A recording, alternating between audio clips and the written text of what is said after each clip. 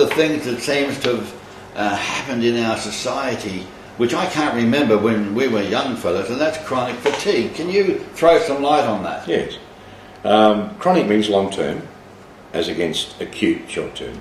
Fatigue, as the name implies, means extreme tiredness. Literally speaking, it's a lack of three important things.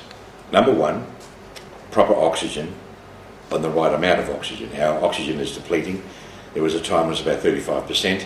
Currently it's running about 18.5% worldwide, and that's not good. But people are living in a polluted atmosphere. So oxygen is a definite number one. You can't last very long without oxygen. Number two is your water. The water needs to be alkaline. It's acid rain. I live on tank water now, and the pH is 6.9 to 7. It should be up around 7.8 to 8, which it used to be 8 to 10 years ago, and that's getting worse. We've got to alkalise our water to be healthy. So at this stage now, we've got alkaline air, we've got alkaline water, and we have to eliminate our toxic overload. So chronic fatigue is not enough oxygen, actually not enough ionised water around the cells, and not elimination of your waste. And also, wouldn't it have some bearing on their diet? Well, automatically, for the cells to work, you've got to have ions in the water.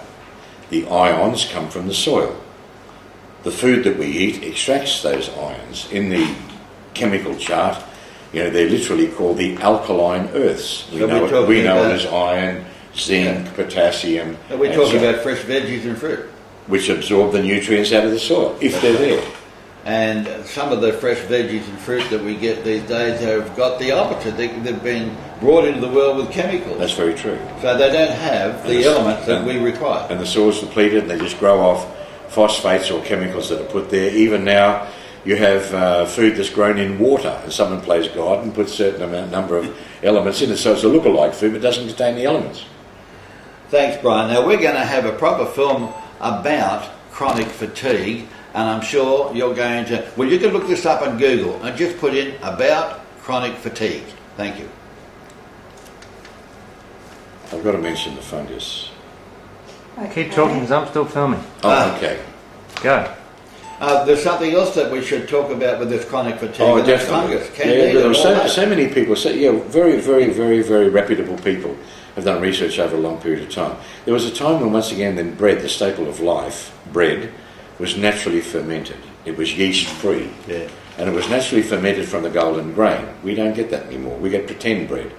The French, I believe, are responsible for inventing this hyperactive yeast that proves a loaf of bread. Yeast.